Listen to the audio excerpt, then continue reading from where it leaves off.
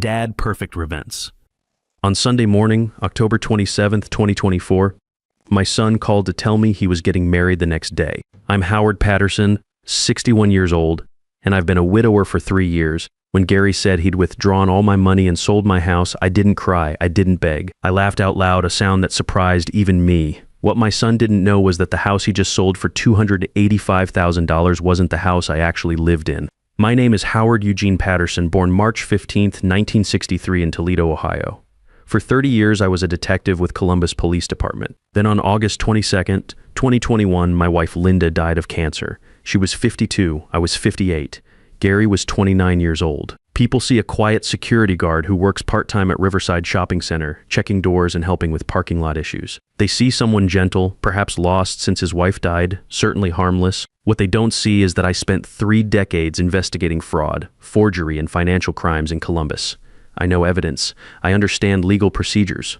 I can spot a con from a mile away because I've arrested hundreds of them over the years. I took the security job after Linda passed just to stay busy and supplement my police pension, but I never forgot what I learned on the force. I never lost the instinct to document everything, to keep detailed records, to understand that evidence is power. 3 months before that Sunday phone call, Gary started asking about my finances. July 25th, 2 days after my birthday. Dad, I've been thinking, you're living alone now, and I worry about you managing bills. What if you forgot to pay something? Let me help you set up automatic payments. I'm 61, Gary, not 91, I said. I know, but humor me. Mom would have wanted me to look after you. That line got me. So I gave Gary access to my checking account, the one with about $3,500 for monthly expenses, not my pension savings account with $95,000, just the checking. Thanks, Dad. This really helps me worry less.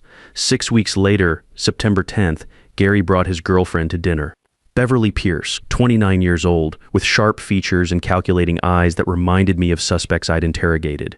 We sat in my dining room at 856 Maple Drive. I grilled burgers on the back patio. Beverly barely touched her food, those green eyes scanning the room constantly.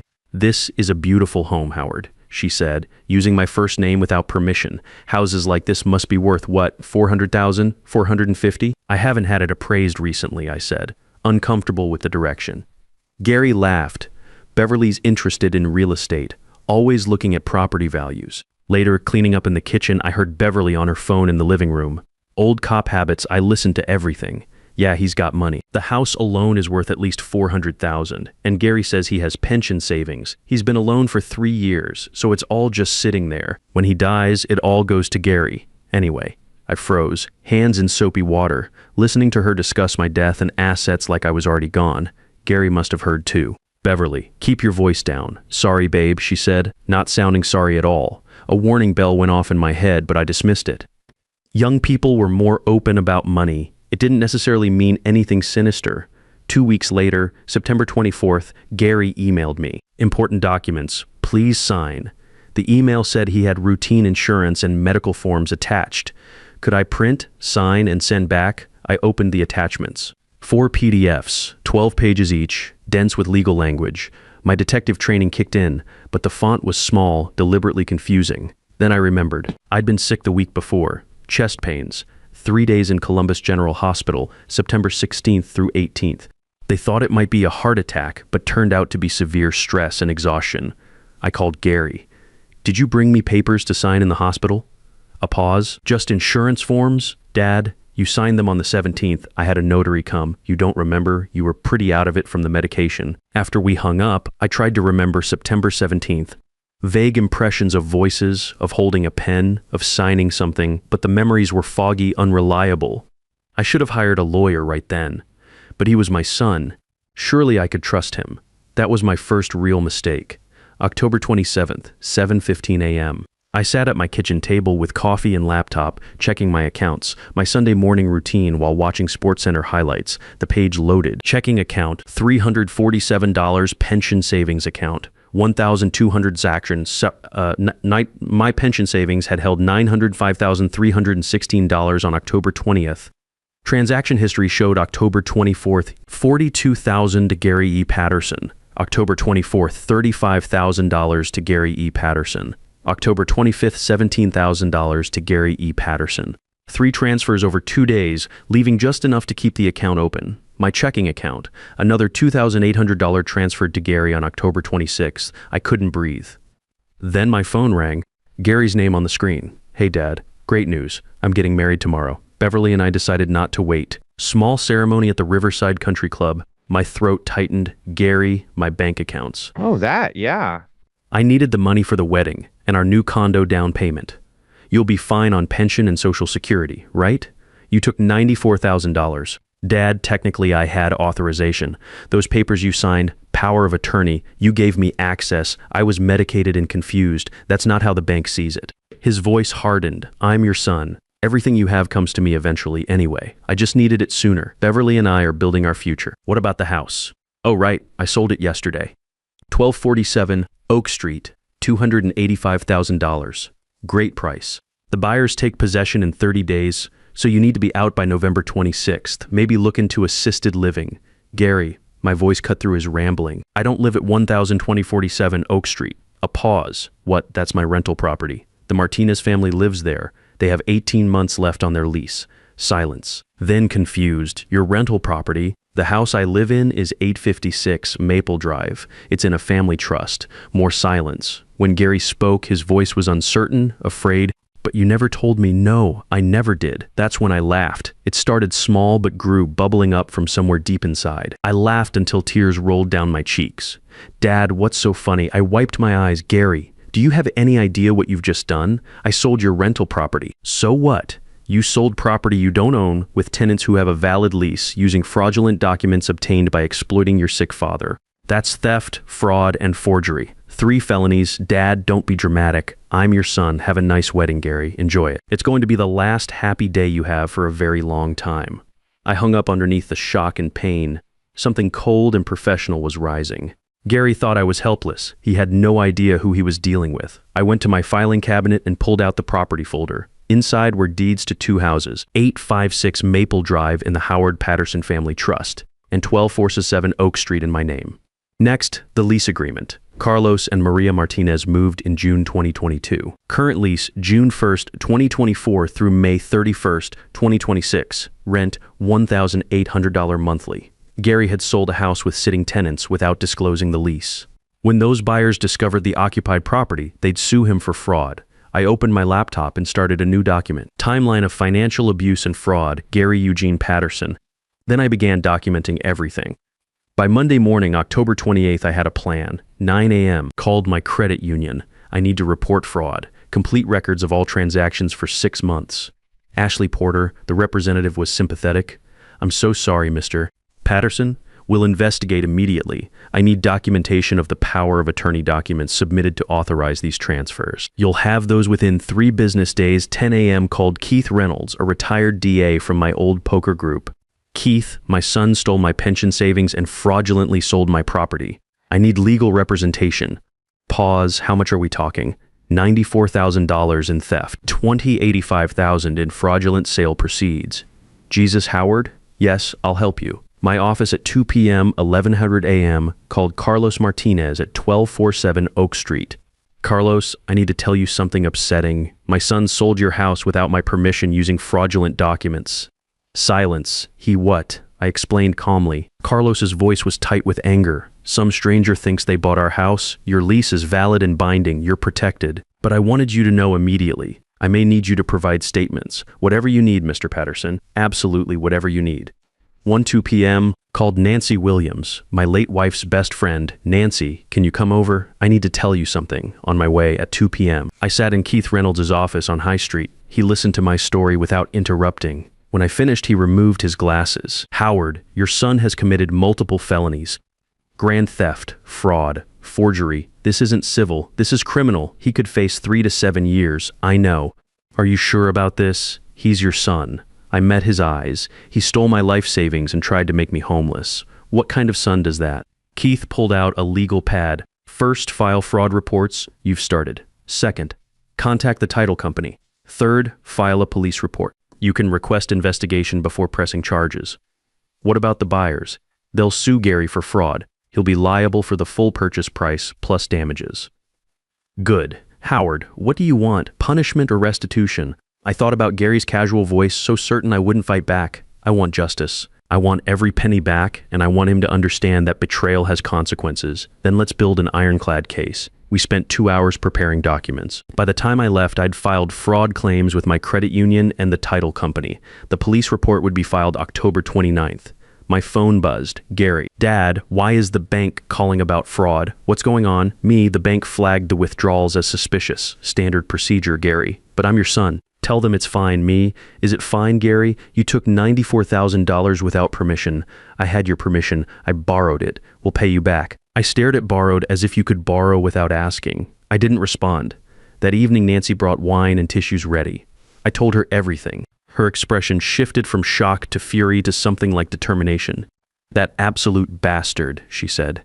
Howard, I'm here for whatever you need. Can you help me organize my documentation?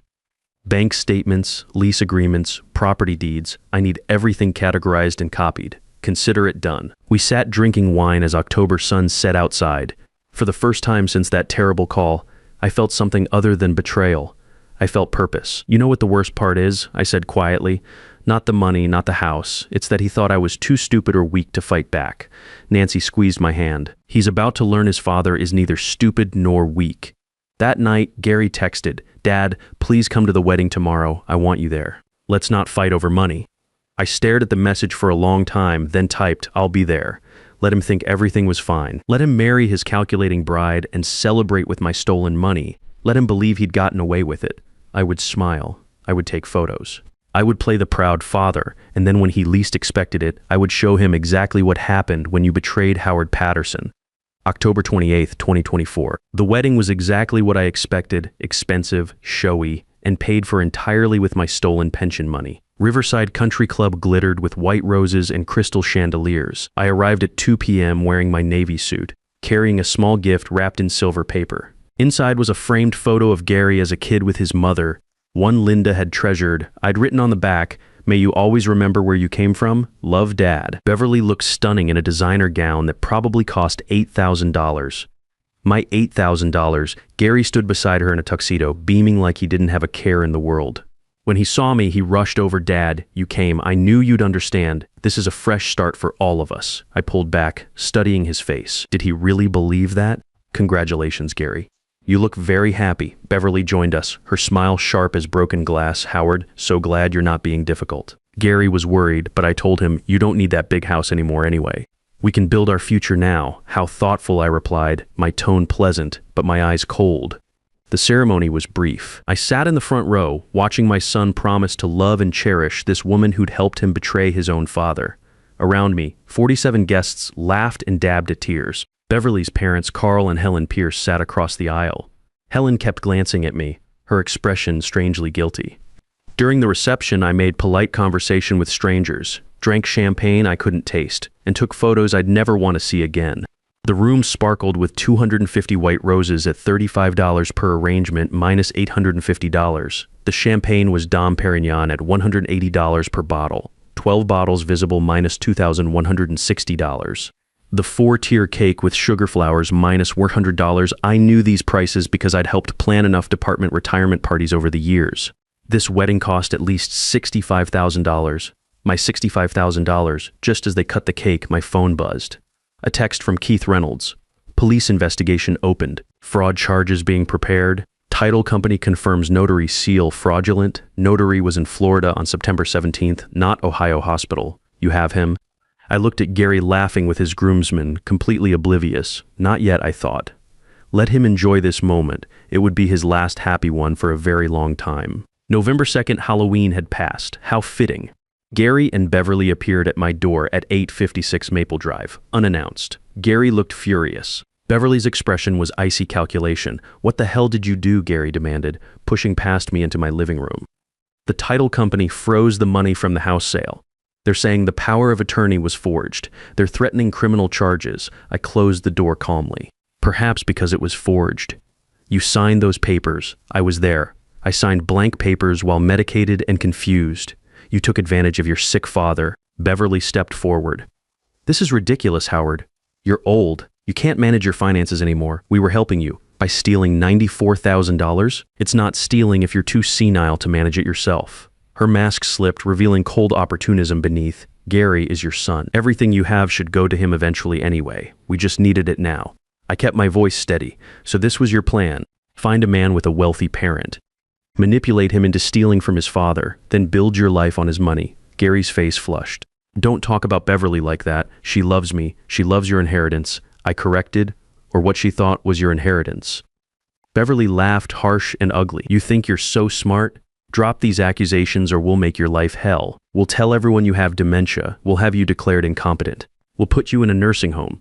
Is that a threat? It's a promise, Gary said, his voice low. Dad, I'm trying to be nice here. Just tell the bank and title company you made a mistake. Tell them you authorized everything. And if I don't, Gary stepped closer, looming over me. Then you'll find out how difficult your life can become. We have lawyers too. We'll tie you up in court for years. We'll drain whatever money you have left. For a moment, I felt something I hadn't felt in years. Not fear of their threats, but genuine sadness for what my son had become. This angry, threatening man was a stranger, but I had not survived 30 years of police work by being intimidated. Get out of my house, I said, my voice like steel. Both of you now, Dad. Get out. You have 5 seconds. 1, 2, 2. They left. Beverly spitting curses. Gary's face twisted with rage. As their car pulled away, I sat down heavily, hands steady but heartbreaking. The mask was off. Now I knew exactly who I was dealing with. I called Keith Reynolds. File the police report, press full charges. I want them prosecuted to the fullest extent of the law. Are you sure? Completely. The next week moved quickly. Detective Larry Mitchell, 42, took my statement on November 4th. He was thorough, professional, and increasingly disturbed by what he heard. Mr. Patterson, I've seen a lot of elder financial abuse cases. This is one of the most calculated I've encountered. The credit union provided their findings on November 6th. The power of attorney documents showed multiple irregularities. The notary seal belonged to Margaret Phillips, whose license expired August 15th, 2024. Margaret Phillips was in Tampa, Florida on September 17th. Her airline records proved it. My signature appeared shaky, inconsistent with my normal handwriting. The documents were dated September 17th, but weren't filed with the bank until September 23rd. Victor Bradford, CEO of Pinnacle Title Company, called on November 7th.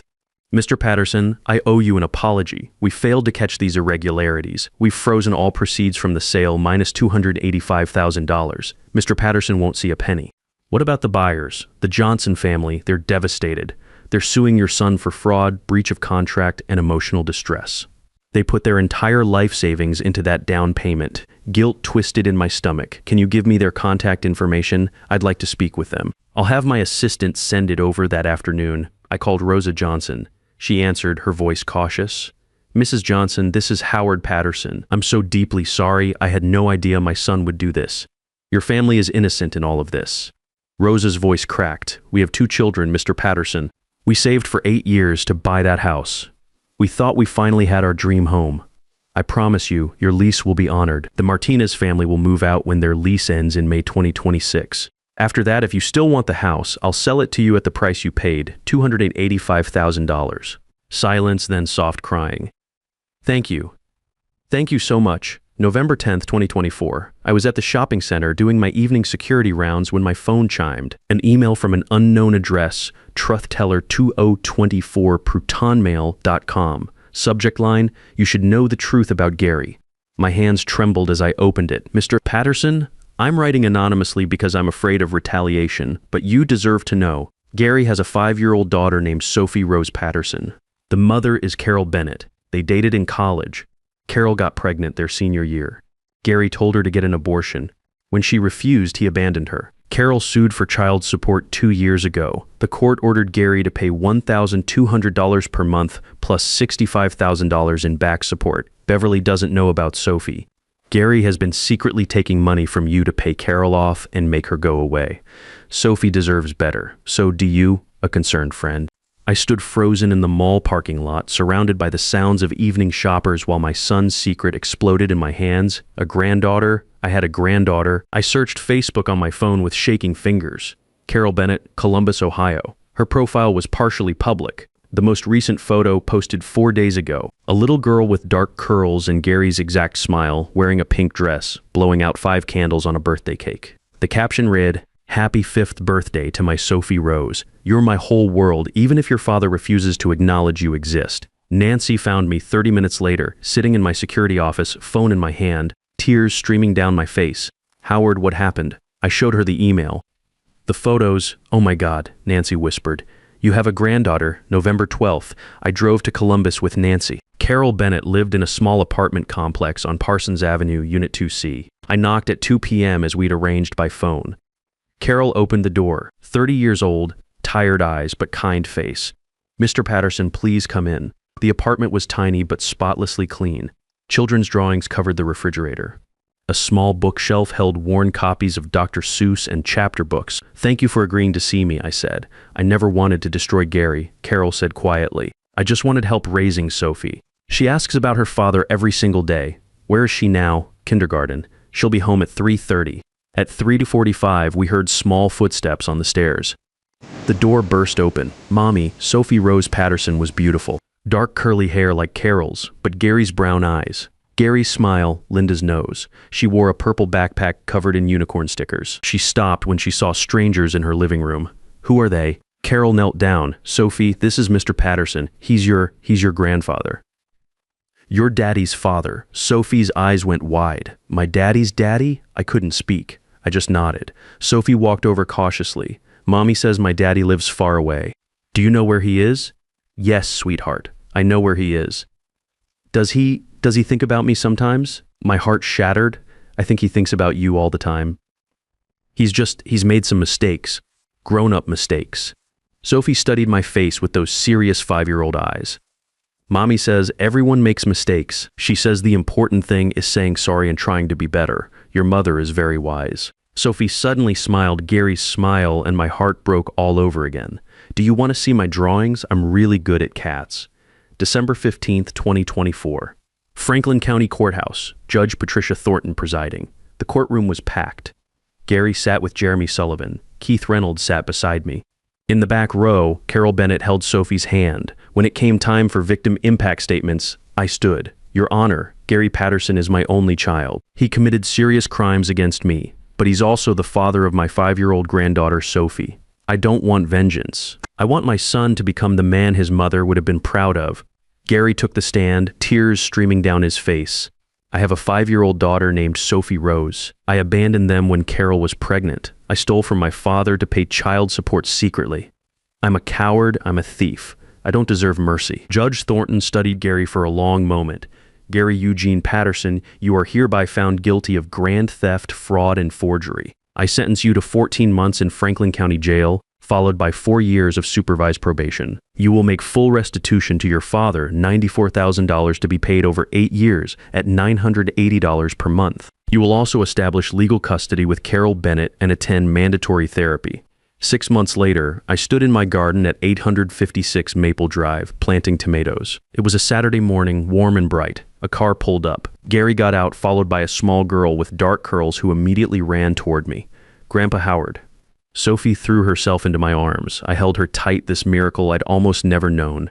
Gary walked over slowly. He looked different, thinner, older, but healthier somehow, clear-eyed, sober in a way he'd never been before. Hi, Dad. Gary, how are you 127 days sober? 73 days out of jail. Starting my new job as an insurance adjuster on Monday.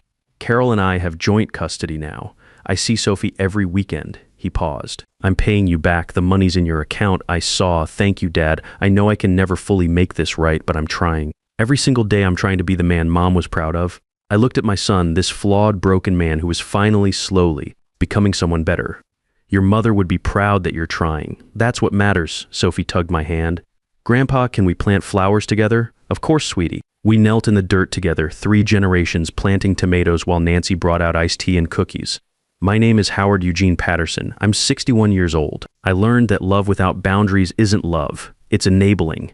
I learned that the greatest victory isn't revenge. It's rebuilding. And at 61 years old, I've got a granddaughter who calls me Grandpa Howard and makes me pictures of our family. That's worth more than any pension account ever could be. Sometimes the people who hurt us most are the ones who teach us our greatest lessons, that real strength isn't avoiding betrayal, but choosing how we respond to it with dignity and justice. At 61, I discovered that being a grandfather isn't just about spoiling a grandchild. It's about breaking the cycle of broken promises and showing the next generation what accountability and unconditional love actually look like.